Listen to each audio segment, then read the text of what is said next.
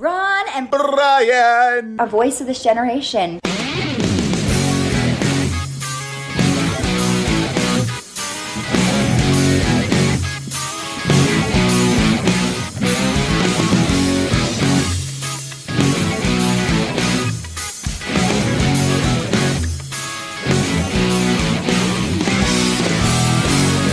Everybody, and welcome to episode 57 of the Ron and Brian podcast. I am Ron, as always joined by the man who was President Trump's personal tailor during this week's trip to the UK, Brian. Brian, how you doing today, sir? I'm doing great. Splendid. Happy. I feel like the next hour of my life is going to be incredible. All right. I hope our listeners feel the same way. I hope so, too. If not, you wouldn't think they'd be here, but we hope you enjoy it. As always, listen, rate, and review. We love you when you do that. And let's get things rolling with the way we like to start off always, a little bit of drinking. Drink of the week. Na zdrowie! Salud. Drink of the week. Crunch it. Drink of the week. Drink of the week. So this week we put a couple of summer drinks up against each other. It was the daiquiri versus the mojito. A very one-sided battle, and who came out on top? Let's take a daiquiri timeout. Daiquiris. That's right. It was the daiquiri was the winner this week. I didn't even count up the votes, but it was like 65%. I did. It was 35%. It was 62 to 38%. All right. Clearly. Facebook, our Facebook fans in that vote, they were all over the daiquiri by a score of 8-5. So it was just, I mean, the public was out there voting this week, all saying, drink the daiquiri. Now, how did you make yours? All right, so mine, 1.5 ounces of white rum, a half ounce of simple syrup, and an ounce of lime juice. Same here, but right. Except mine was 2 parts white rum, 2 parts white rum, 1 part lime juice, and then a half part of simple syrup. Okay, so pretty close. Yeah. I have to admit something to you. I've never had a daiquiri before. I've had daiquiris, but it's always been like a flavor. Like I've had a banana daiquiri and a strawberry daiquiri. I had a doctor put his finger in my butt once. So I mean, but I've never had just a plain daiquiri by itself. All right, well you try your plain daiquiri first this week. Tell me how it turned out. I'm expecting it to be grossly sweet. You would think so with the rum simple syrup. And the simple syrup combining. That's a lot of sugar right off the bat. What I'm wondering is, how does the lime juice offset that? Well, you will find out momentarily. Take a nice sip there. And thoughts? Daddy like. Oh, all right. Hopefully I will like this as well. Hold on. Yeah, there's a it is that sweet. Is quite tasty. It's sweet, but not overly sweet. No, because the lime juice and the acidity in the lime juice balances it out. That's very nice. Yeah. All righty. Who would have thought? What the fuck have I been doing for 48 years where this is the first time I'm having a daiquiri? Well, let's be honest. You were in Binghamton getting sloshed. Drinking Alabama Slammers out of plastic test tubes. You were not properly cultured. All right. Well, thank you to everyone that voted for the daiquiri. An excellent choice. As always, if you want to recommend some drinks or a theme for Drink of the Week, hit us up on Facebook, Twitter, Instagram, or go to our Facebook page, ronandbrianpodcast.com. You know what I think would be a good drink next week? Talk to me. The vodka gimlet. Are we going the gimlet route again? Because we only threw that out there about 10 or 70 times. I know, and it kept it kept getting its ass kicked, but eventually it won, and it was not a very good drink. All righty. All right, so we're going to be enjoying these daiquiris for the rest of the show. So why don't you guys mix up one and join us in a drink while we head on over to This Week in Racism. This Week in Racism. Racism.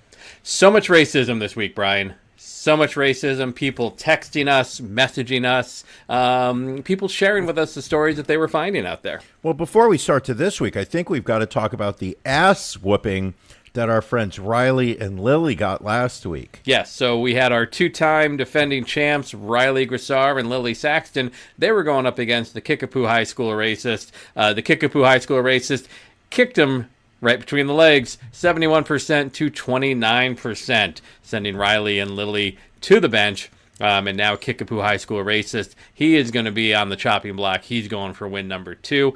Again, I hate to belabor this point each and every week. You called it once again. It's like reading tea leaves. I mean, some people see a skill. Some people think that it's voodoo. To me, I open my eyes and I open my ears, and it's clear who the winner is going to be. A lot of racism this week. You just hit a point that I would like to reiterate, which is I feel like we're hitting a moment of critical mass, meaning that we've started something and it's taking on a life of its own.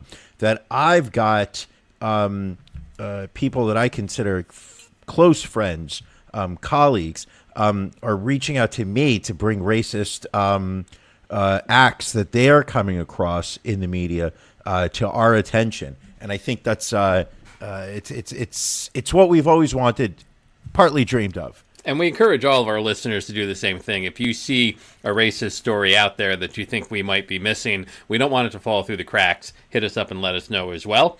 So again, we've got the Kickapoo High School racist going to be defending his crown this week. We had a bunch of stories we looked at. These were the ones that we put under serious consideration. Down in Houston, Texas, the manager of a Houston area Subway denied a black teenager a position at the store, writing in a text message that she didn't want, quote, those people there. The manager has since been fired, and the franchise owner is encouraging the teenager to apply again.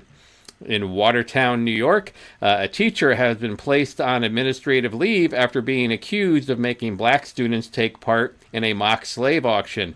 You're saying to yourself, Ron, haven't you done that story already? No, unfortunately, this is the second school in New York that this has happened to. According to a parent of one of the children, 2 of the African-American students were put in the middle of the class and told they were now slaves, and the white students were given bids to place on them. After the winning bid was placed, the teacher instructed the black students to call the white student master. So, do we know what the winning bid was? We are not aware of that. That was not in the story. So the teacher's on leave. School district is looking into that. We did mention we covered a similar story earlier, and we have an update on that. Racism Rewind. So the previous mock slave auction we reported on a couple months back, that was at the Chapel School in Bronxville, New York. The teacher in question, Rebecca Antonazzi, has been fired, and the school has agreed to a comprehensive revamp of its diversity policies after meeting with parents. These changes will include the hiring of a chief diversity officer, a promise to diversify staff, more funding to diversify the student body, and a pledge to tighten disciplinary procedures to avoid racially disproportionate punishments. So hopefully a good end to a horrible story there. Yeah, let's see if we can if we can put that school through some rehab.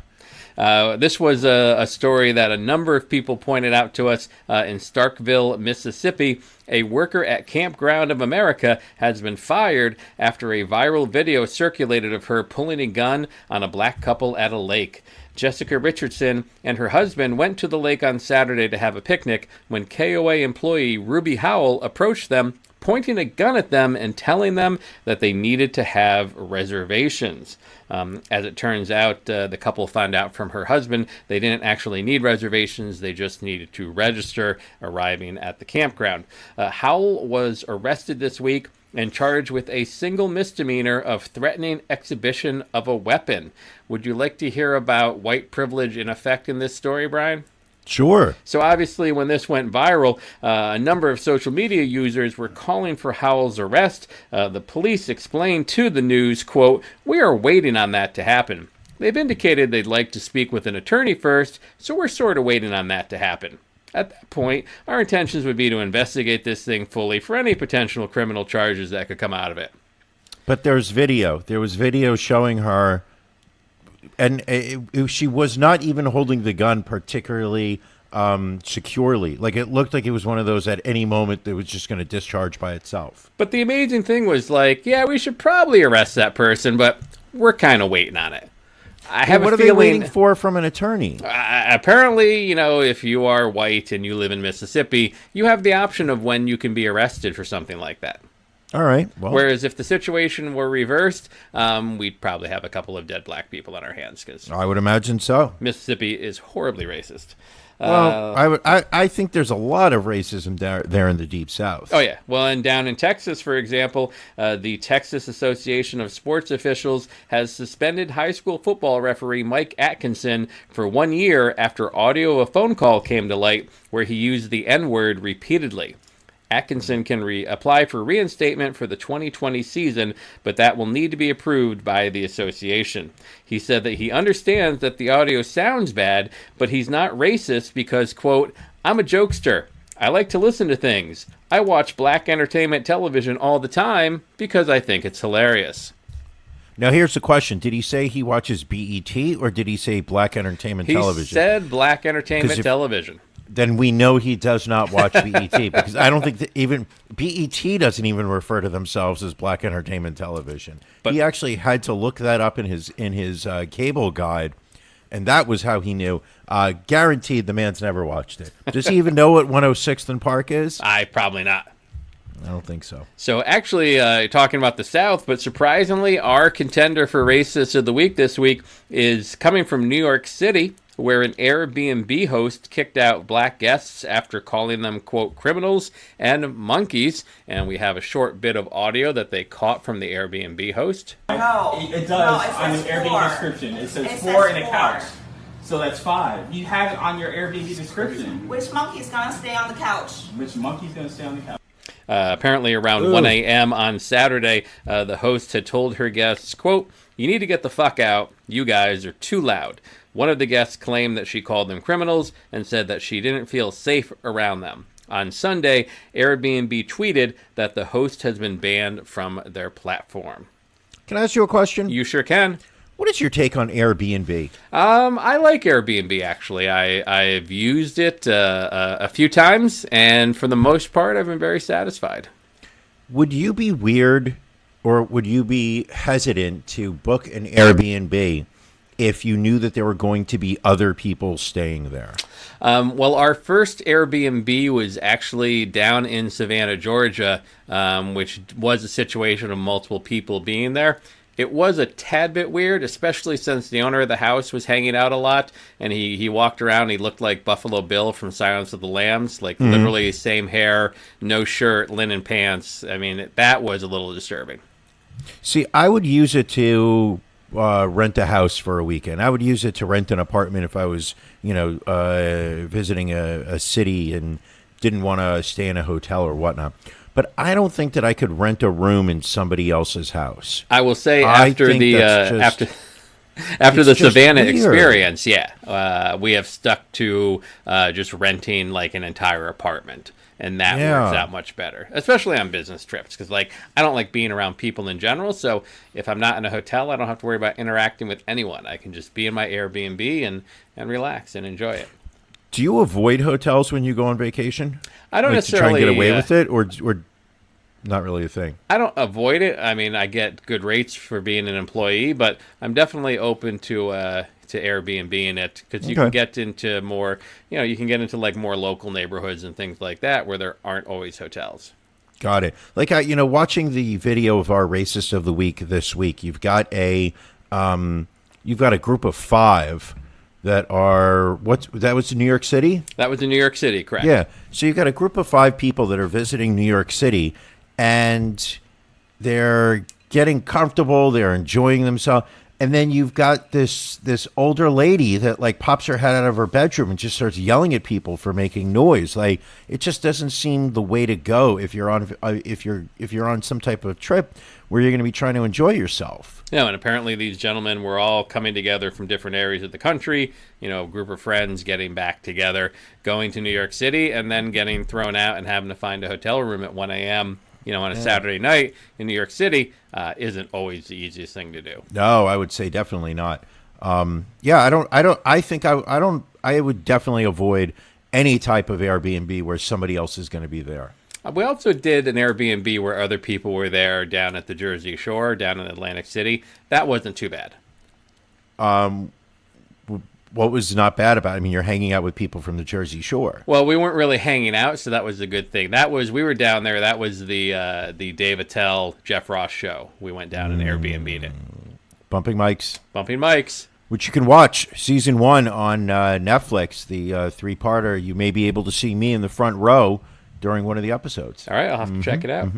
But anyway, getting back to Racist of the Week, we will have the poll up on the Facebook page. The woman's name was Kate, so we're just going to call her Airbnb Kate, going up against Kickapoo, High School Racist. So yeah, go to Twitter, go to Facebook, and vote. Wait a second, you've got Kickapoo with a K. Right. You've got Kate, Airbnb Kate with a K. Right. That's 2 Ks. We're 2/3 of the way there.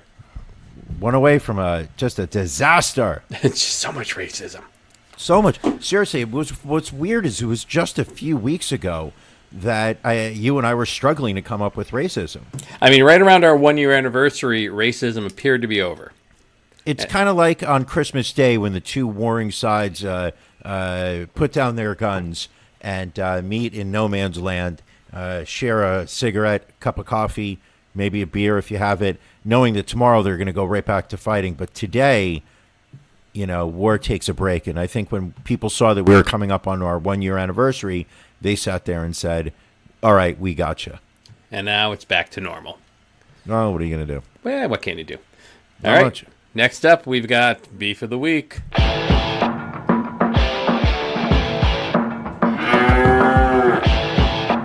Ron and Brian's Beef of the Week.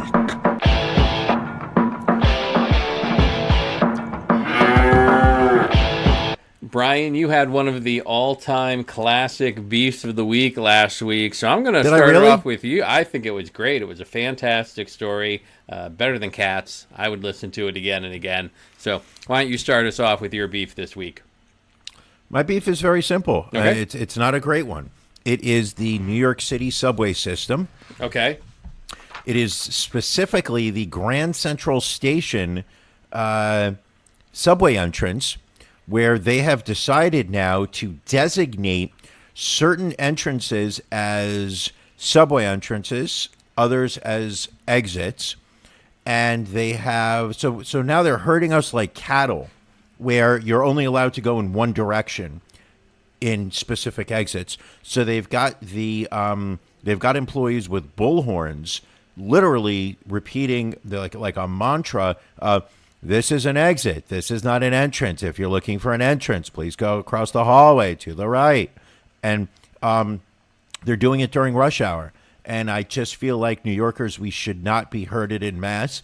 We should have a right to some level of self-determination.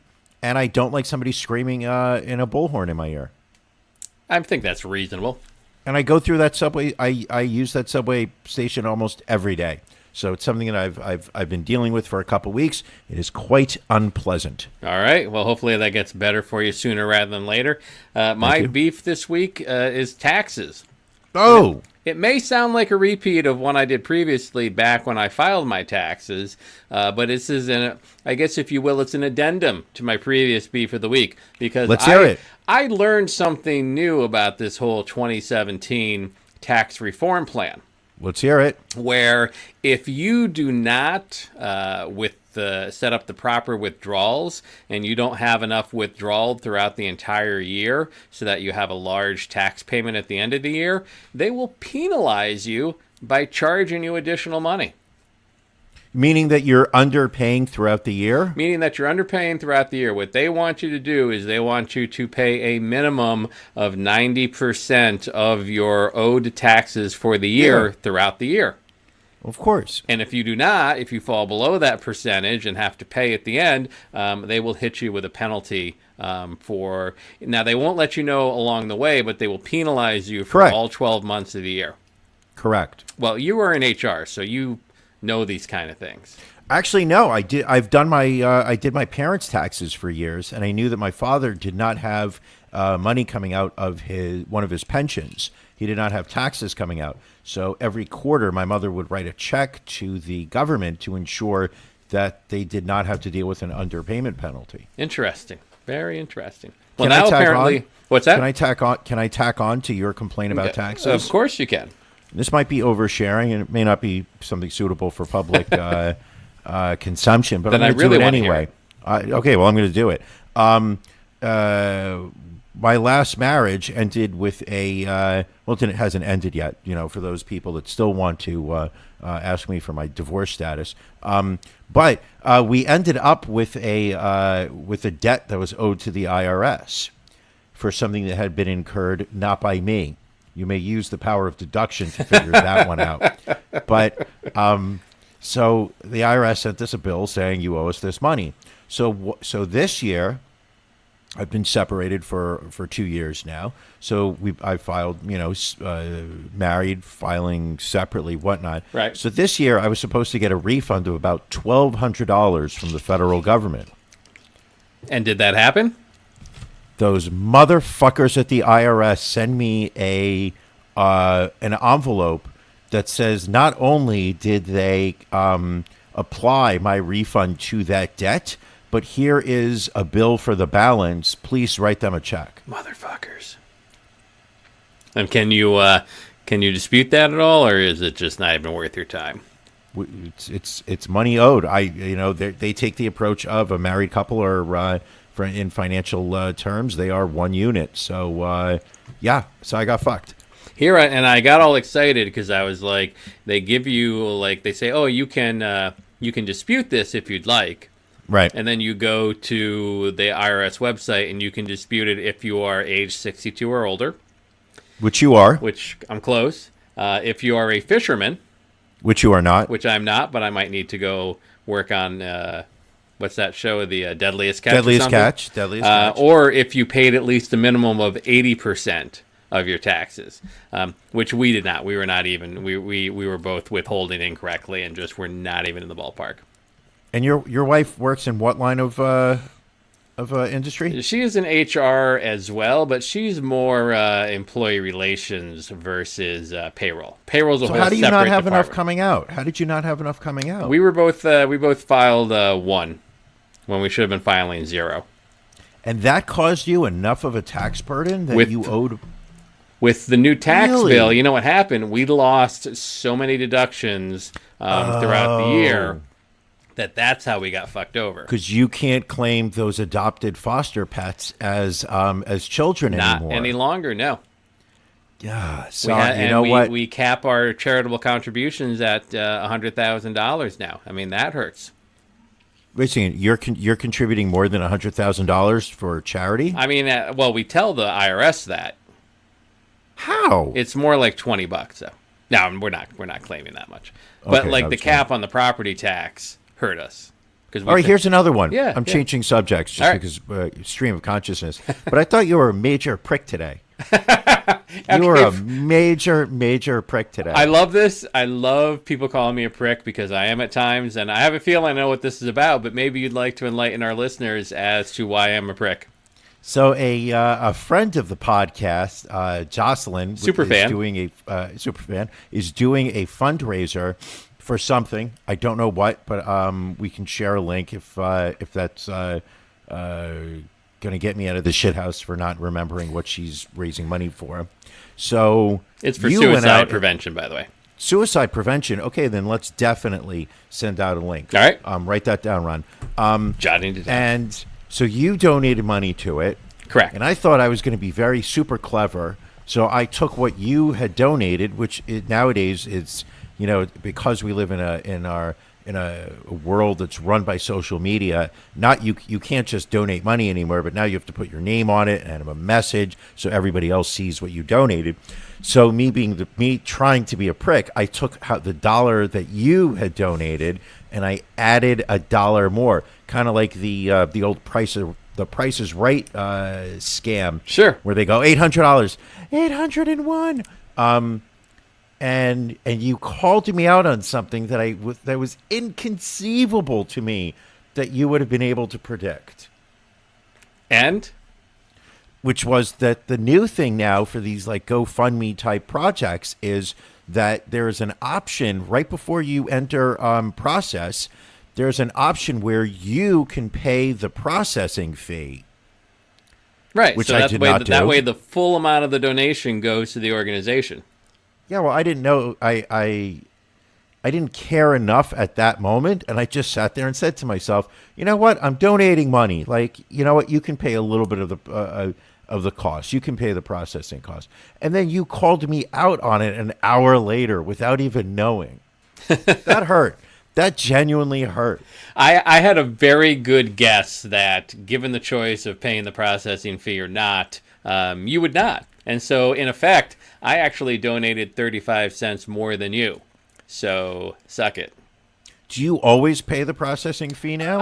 I don't always pay the processing fee. It really depends on the amount of my donation. So Okay. I felt with the amount of this donation, it was literally another $1.35, and I was like, all right, I can throw that in there.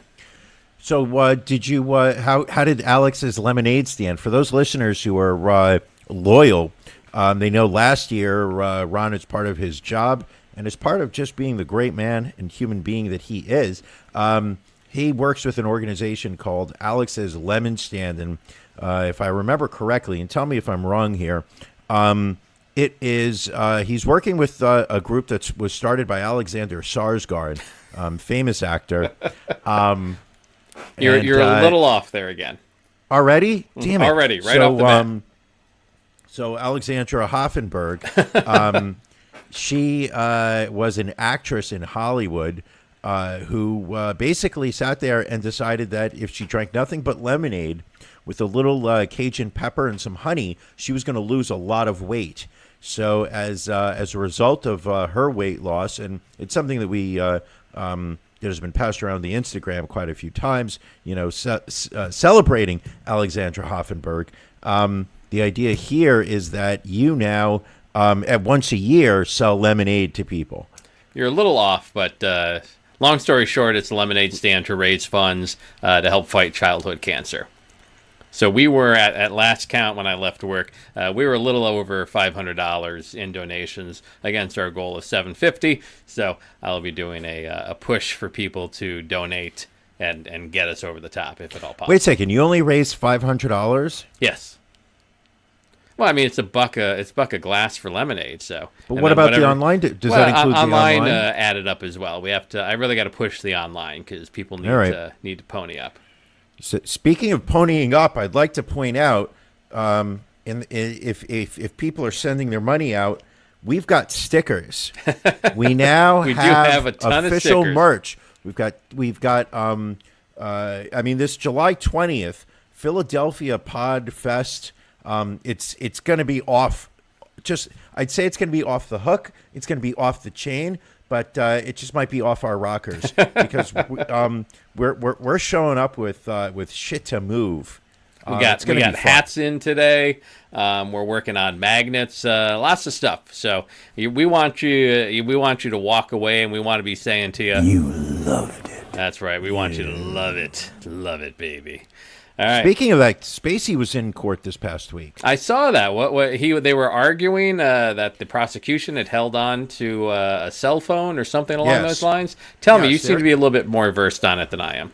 Well, considering that I'm the victim in the case, what the Spacey's lawyers were arguing was the fact that there is video footage on the claimant's cell phone that has not been part of the case and has not been shared with the defense. Okay. And did anything come of that, or was that just a claim? I moved on to the next story. All right. Obviously, one of the bigger stories this week was our president, Donald Trump, making a state visit to the UK, where he was incredibly warmly received. I believe we have some audio clips of people outside of Buckingham Palace.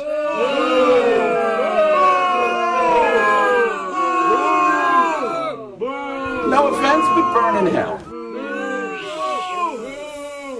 I liked beer. Oh, well, apparently Judge Kavanaugh was there. Yeah, If it's possible, I think the British have more disdain for our president than a majority of the U.S. population does. Well, that actually goes without saying. I mean, the British have always felt that they're superior to us. True. The thing about America is the fact that, half of the population is pro-Trump. So in any kind of group, you're bound to have some level of support, whereas the British see this as a new low. And I think they were showing some of the approval ratings comparing to when Barack Obama was president and Donald Trump, and I think Obama had approval ratings like in the 70 percentile, and Donald Trump was at 22%. And I love, what I really love is the people that Ron? get these big ass projectors and they can just project these big things onto full size buildings. So somebody projected the approval ratings of Obama and Trump onto one building, and then on the top of one of the museums over there, because of the issue with the USS McCain, they'd literally shown a picture of a baseball cap with the USS McCain logo on it. Logo. Very clever. Just a lot of trolling going on. What's nice about the projection is that you're not defacing public property, so it's not a crime. Not at all. And they do it they do it a lot to the Trump hotels in D.C. now, and I just love it. I think it's great. What I also loved, and I pulled some audio here, Jared Kushner did some interview with a UK reporter, and just this is not the guy I would want defending me. Let's take a listen. Alexandria Ocasio-Cortez, she has called President Trump a racist. Mm-hmm. Have you ever seen him say or do anything that you would describe as racist or bigoted? So the answer is no, absolutely not. You can't not be a racist for 69 years, then run for president and be a racist. And what I'll say is that when a lot of the Democrats call the president a racist, I think they're doing a disservice to people who suffer because of real racism in this country. Was birtherism racist? Look, I wasn't really involved in that. I know you weren't. Mm-hmm. Was it racist? Like I said, I wasn't involved in that. I know you weren't. Mm-hmm. Was it racist? Look, I know who the president is, and I have not seen anything in him that is racist. So again, I was not involved in that. Did you wish he didn't do that? Like I said, I was not involved in that. That was a long time ago. The other issue that often gets brought up in this conversation is that he campaigned on banning Muslims. Would you describe that as religiously bigoted? Look, I think that the president did his campaign the way he did his campaign. He did, and I think but you wish he didn't. Do you wish he didn't make that speech? I think he's here today, and I think he's doing a lot of great things for the country, and that's what I'm proud of. So not a blistering defense of the president. No, I would say it. Well, what I find most interesting and is that Kushner would be willing to sit down for this interview, because what I've seen of late is administration officials are making themselves very available to Fox News, where they know they're going to have it's going to be a friendly interview. It's going to be softball-like questions. It's a format, and it's something where they're going to be able to work well with the interviewer. Or they go the opposite extreme, where they're going to go on Meet the Press or Meet the Parents, and they're going to be able to sit there and just have a openly hostile dialogue for 5 minutes, accusing everybody of lying. Here was someone who sat down on a one-on-one, so there really wasn't much place for him to hide. And what I think is great is his the way he absolutely refuses to address anything that's uncomfortable. Yeah. He's just, and again, even if you wanted to lie and say, no, birtherism wasn't racist, like, he couldn't even bring himself to do that. No, he it's so embarrassing, because this is his father-in-law he's talking about. He's like, oh, you can't be a racist for 62 years. Hold on. The dude was a racist for 62 years. Right. Like, just because, whether you may disagree that birtherism is racist inherently in the way they attacked Obama, but to sit there and say, simply because I'm having sex with his daughter does not necessarily, you don't know who the man is for the entirety of his life. Right. And maybe Jared is upset because Donald wants to have sex with his wife. Well, I want to have sex with his wife. Yeah. Only if she's wearing that maxi pad on her head. See those? There's something about women who are dressing up for fancy occasions that makes them want to wear a hat. And I don't know that those types of hat. Like, you ever see the footage from like the Kentucky Derby? Yes. Embarrassing. Fancy hats don't look good. Period. And also, I think kudos to the UK. A lot of tremendous signs that were carried while they were protesting. Tremendously wet. A lot of memes were out there. So I think one of the best signs I saw in the crowd said, "You're not sending us your best presidents. Where's the one that got 3 million more votes? We like her better." Ooh, that's a good one. Like, one thing you will say about the British is they understand what President Trump's hot buttons are, and they're willing to just beat on them over and over again. Obama, Hillary, John McCain, and they just fucking slammed into him with that.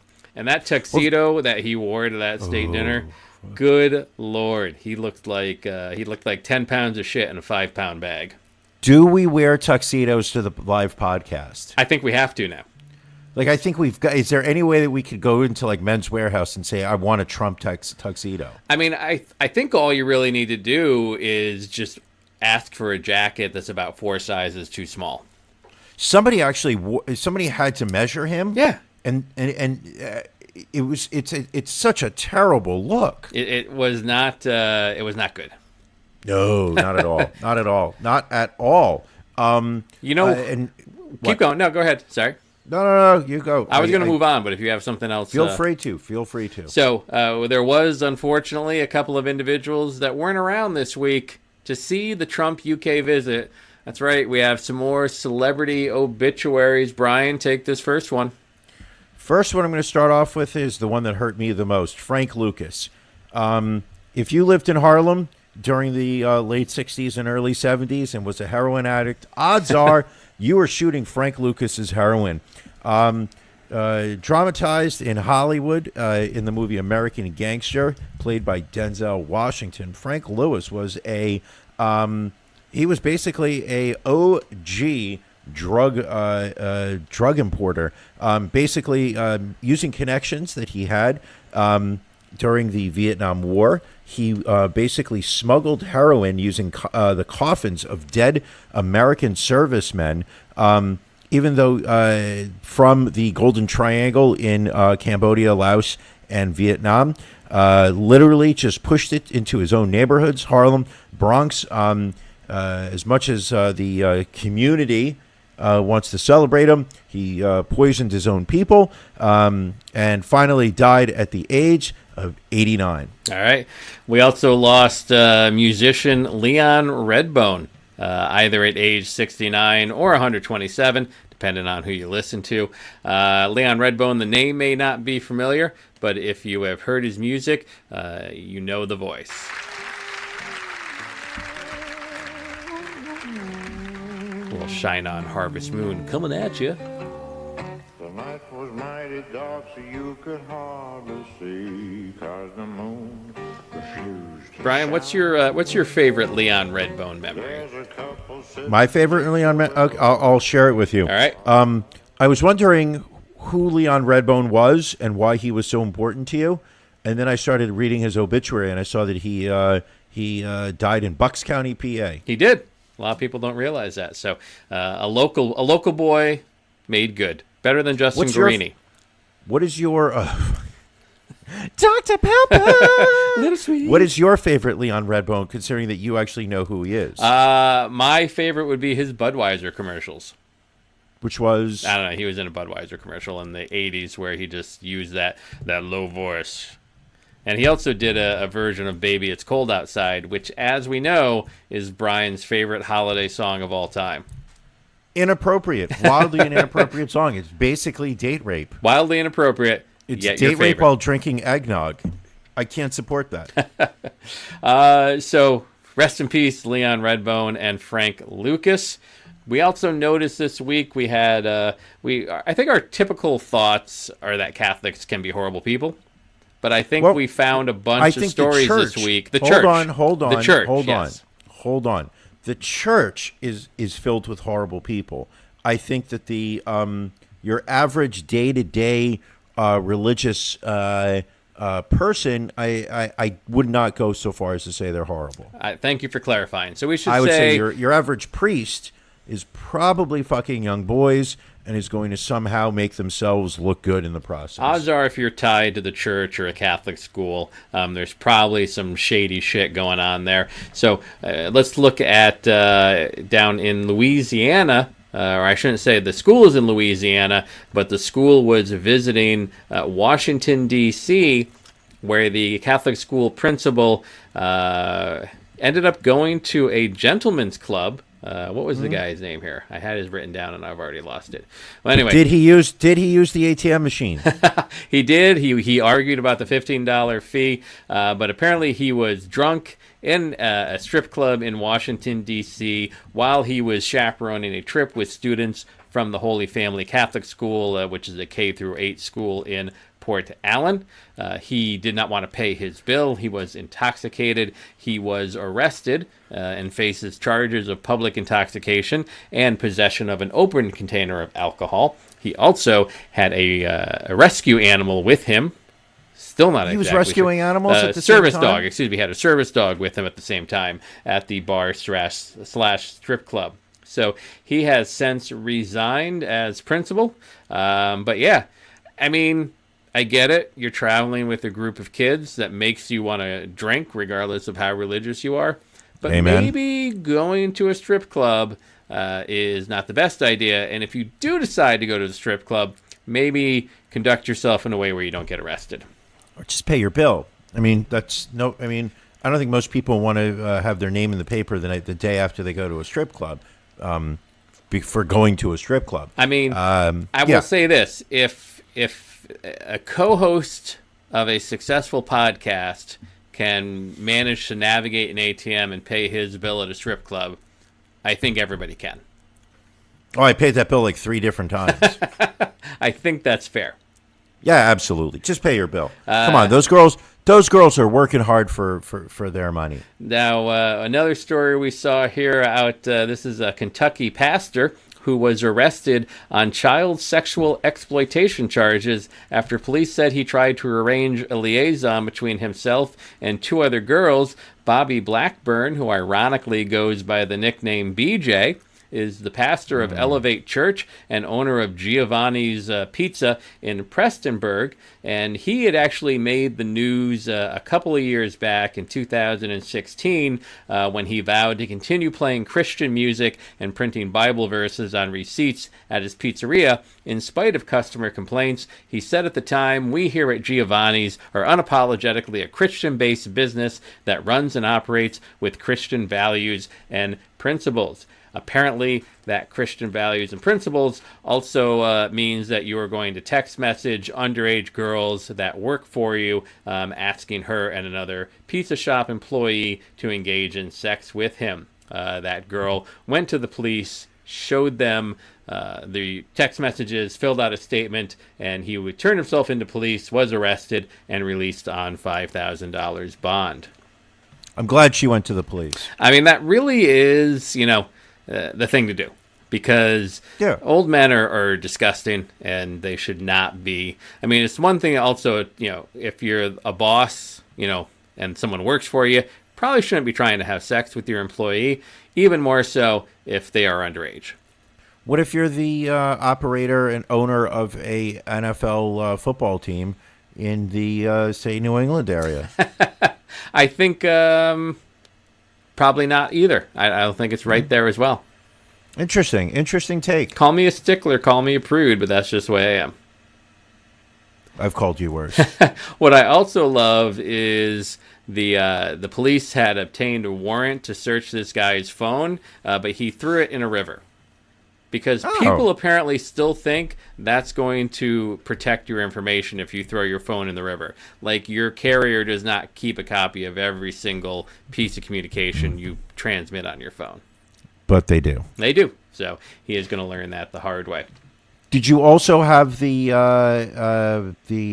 Catholic priest who tweeted about Pride Month and that all good Catholics should keep their kids away from homosexuals because it's damaging to children? Yeah, he pretty much got ripped up on social media. How did he get ripped up? I think even Dave Bautista tweeted at him because apparently Dave Bautista's mother is a lesbian, and he took personal offense to that also. Well, she wasn't always a lesbian. Not always, clearly, because Mr. Bautista's here. But, yeah, I mean, again, you have to look at the optics of a situation, and if you are part of a profession or part of an organization that is known worldwide, not just in your community, not just in your state, worldwide as sexually abusing children on an ongoing basis, maybe this isn't the hill you want to die on. Yeah. What are your thoughts on Pride Month? How are you participating in it? I'm participating in it. How are you? How am I participating in it? I mean, I don't know that I am. I'm not against it. I support LGBTQ all year long. I feel good answer. Good save. I Actually, feel that was a good rights save. I think rights are rights. Love is love. Humans are humans. And I if anything, it is sad that we still need to have a Pride Month. It's sad that there's still issues, for people that are homosexual, for people that are transgender, especially, because they are more and more getting their rights stripped away from them by the Trump administration. It's just bad that we continue to have to do this. I just read earlier today that Trump is doubling down on his ban of transgenders in the armed forces. And the reason that he gave was that the cost of the medication is outrageous. Yeah. But he's also claiming that transgender people join the military just to get their surgery paid for. Right. So a man who lied about having bone spurs because he didn't like the Vietnam War is going to disparage people that volunteer to serve our country. He didn't like that war. He didn't like it. He wasn't a fan of it. He didn't like that war. He didn't feel like he wasn't needed a fan of to. the war. And I also see where they're now going to have a straight pride parade in Boston because there's some knucklehead that wanted to organize that and threatened to sue the city for discrimination. So we will be following that because I feel that will end very badly for everybody involved. Well, I think there's going to be a lot of Tommies and Fitzies and Sullys showing up with cases of Sam Adams, and they're just going to be drunk. I just feel that, and again, I think this guy arranged some sort of event out in Boston before that like 50 people showed up. I think this will again be an embarrassment for him, as it should be, because he's clearly a knucklehead. Also, this past week, a lot of video from an Inside Edition interview with Kenneth Copeland, who looks, I mean, he's 82.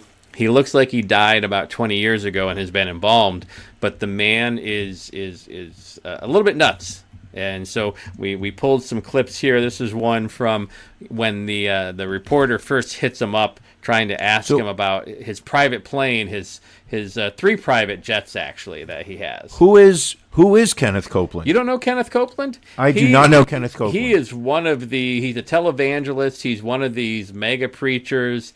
He's estimated to be worth something along the lines of $760 million. Oh my goodness. Which he has defended because he invested $25 million in 2018, and he also said that Jewish people, quote, believe in wealth. So obviously he's a real good guy. But so this Inside Edition person tracked him down, asking him about his private jets, one of which he recently purchased from actor Tyler Perry. Isn't it true that you want to fly commercial so that you can fly in luxury?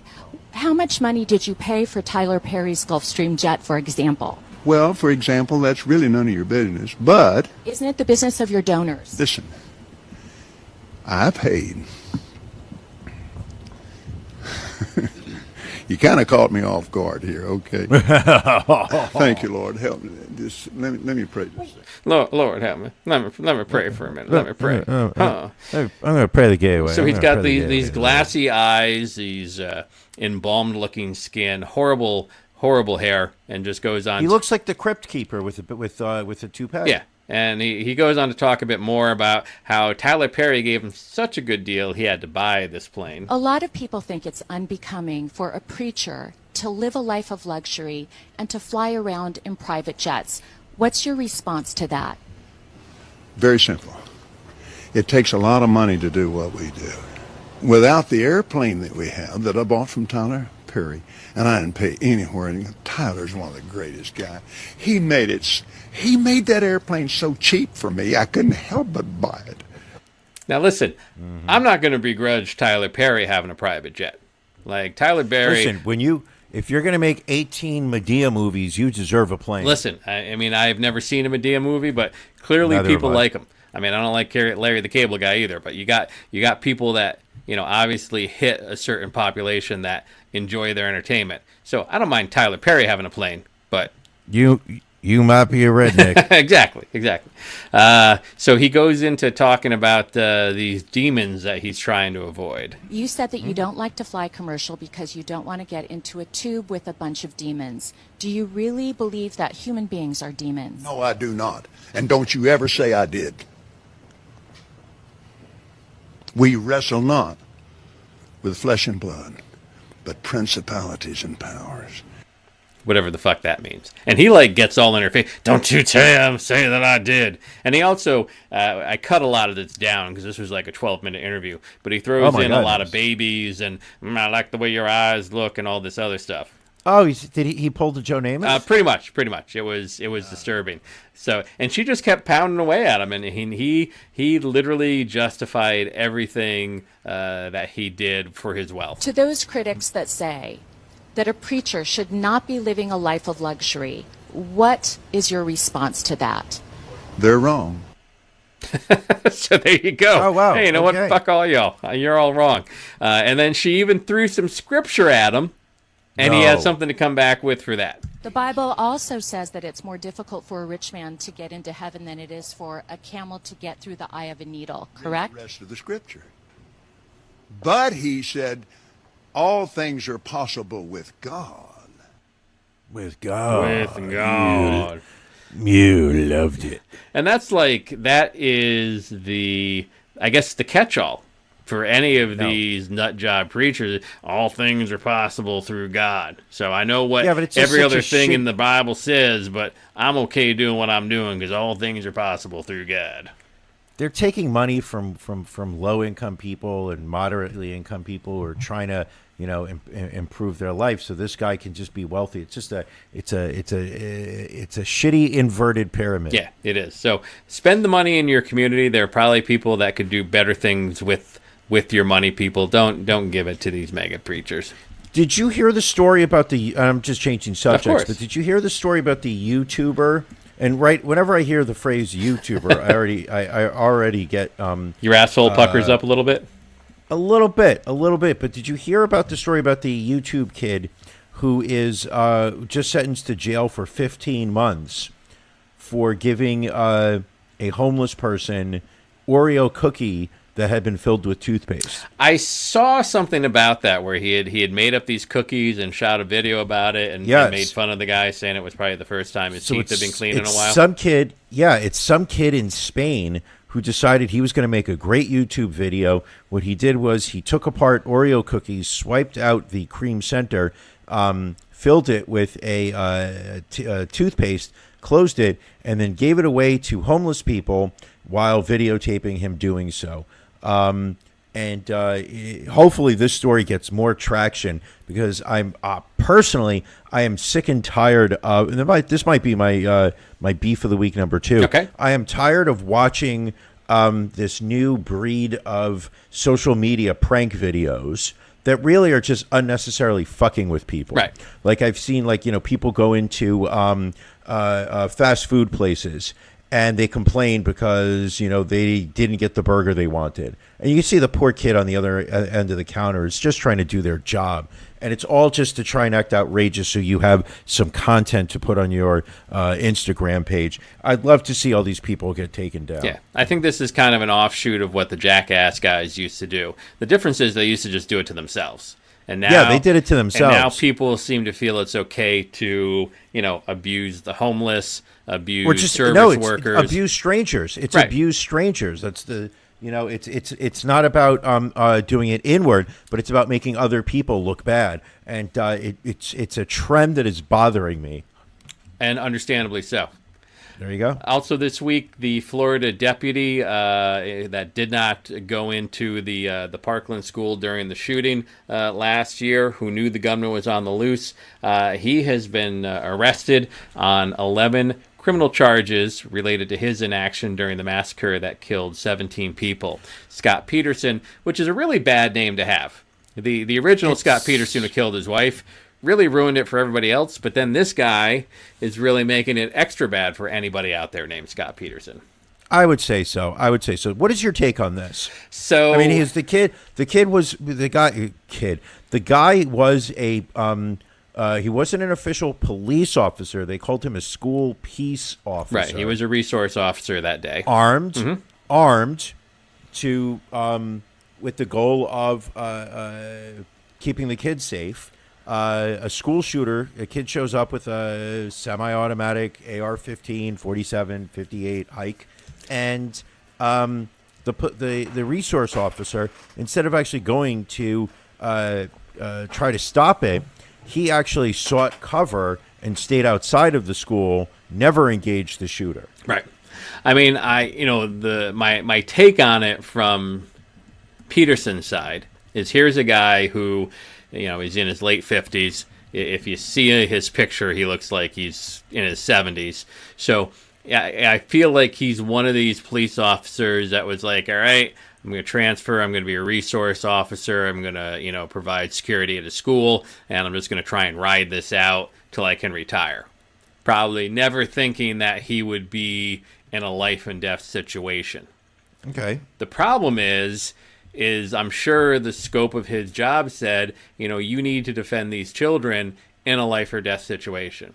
Yeah. So while I can, that's what he's there for. Right. So while I can understand his natural reaction to be hesitant to put his life on the line, because maybe that's in his own mind, that's not what he signed up for.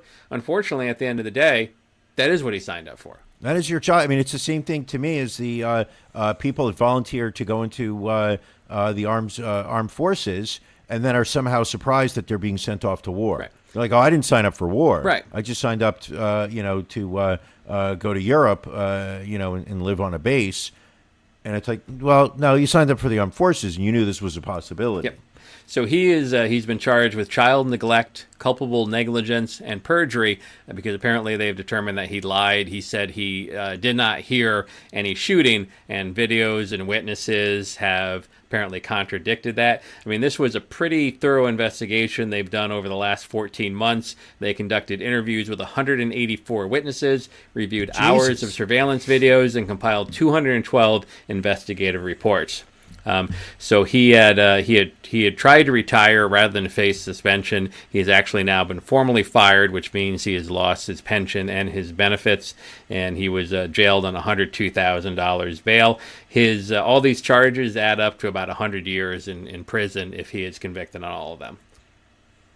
There you go. Now, what is also interesting is that there is another officer that was fired. Because for similar reasons that day, but was not charged. So it'll be interesting to see. I'm sure his lawyer will probably try and pull that into play and see what the difference was between the two. The other thing that was interesting in reading the updates on this, Nicholas Cruz was the kid that committed the shooting. Mm-hmm. We don't talk his name. We do not speak his name. So the shooter, his lawyers told the state that the shooter would plead guilty in return for a life sentence, but prosecutors have refused that offer because they want to pursue the death penalty.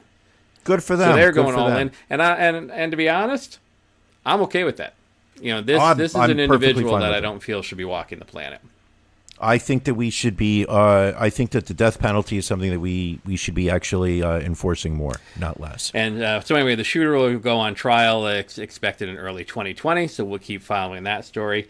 You and I had a conversation prior to recording this. We had another shooting this past week in Virginia Beach where 12 people died including the shooter. And then we also had a situation this past week where a man literally set himself on fire outside the White House and died. Mm-hmm. And within less than a day, those stories had burned themselves out. No pun intended. Yes. Yes. So is it a case of we've become that desensitized to content like this, or is there just so much going on and people are just like, well, why keep dedicating all these hours to shootings when nothing's going to happen because of it? I think that it's the 24-hour news cycle. Okay. And I don't believe, I'm not going to go online of that it's the liberal media that we need to lie about what's going on, but I think that it is just this insatiable need for the next story. You know, you've just got this beast, which is 24-hour news. You need to be able to be talking about something that's taking place now, not yesterday. And I think it has numbed our sensitivity. I mean, for one, when I read that this guy shot 12 people, my first reaction, in all honesty, was, oh, it could have been worse. True. And then the next day I was like, this is the worst workplace shooting that's taken place in this country ever. And I was like, oh, wow, I'm surprised the number is that low. I am that used to just these mass shootings that I was surprised that 12 is a big number when it comes to this. But we're not as used to people setting themselves on fire intentionally. No, not at all. Not at all. And that was, to me, very surprising. And what was also surprising to me was the amount of video and photo that was available of that, because you had people that saw this happening and their initial instinct was, well, I got to record this. Oh, I would have done the same thing. You wouldn't have? What are you going to do? You're watching a man who just lights himself on fire walking through a park, and you're going to sit there and be like, "Oh, I'm going to go get help." I would hope that would be my first response. Nope. You know what? We'll try it out. Okay. I'm going to hire a homeless person on July 20th to show up to Tattooed Moms on 520 South Street. 520 South Street. I'm going to have a homeless person show up, set themselves on fire, and we're going to see how you respond. All right. Can we get a Ron and Brian logoed blanket for me to douse the flames with? Of course. It's got to be flame retardant. Awesome. One last thing we caught this week, going out to Idaho. AIDS? What's that? Oh, sorry. We did not yet. You said we caught something this week. So Jonathan Parker, he was the former chairman of the Idaho Republican Party. He has been arrested on a felony first-degree stalking charge. Apparently his wife filed for divorce from him in March. There was a temporary restraining order relating to children and property that was issued.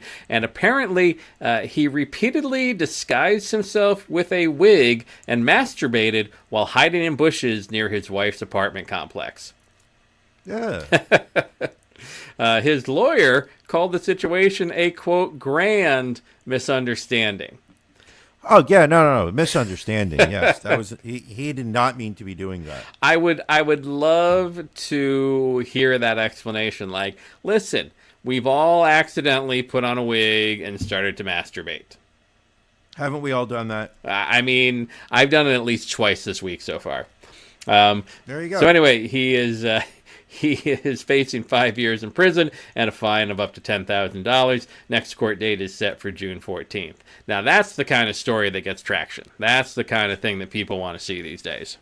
Now, can we follow this case? Can we have weekly updates? I can do a little Google alert for that if you'd like. I would love that. Right. I would love that. Do we have you done a Google alert on Ron and Brian podcast? I have not, but I probably should do that. I think so. I think we need to do that. We're getting big. I don't know if you've heard, but we're part of the Philadelphia Podcast Festival. We are? Saturday, July 20th, 12:30 p.m. to 1:30 p.m. Tattooed Mom, 5th and South Street. I like the fact that we're starting off the day. Yeah. We're lead off. We're batting lead off. We're the Ricky Henderson of podcasters, is what it comes down to. I like it. And we're going to knock it out of the fucking park. So let's do it. Go to our Facebook page. You'll see the event listed there. If you can make it, please knock it down. We'd like to see how many people we're going to have coming that day. Go vote in the poll for This Week in Racism, suggestions for Drink of the Week, as always, greatly appreciated. Or even if you just want to say hi. We'd love to feel the love from you folks. Brian, what else you got this week?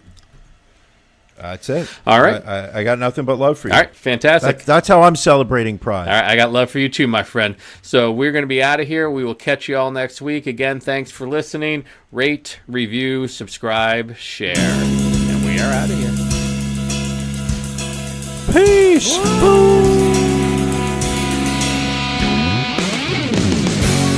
Give me some relief.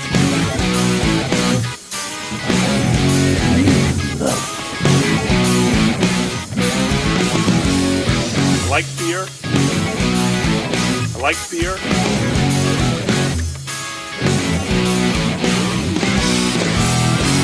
They deserve to die, and I hope they burn in hell. I thought the bitch was wild!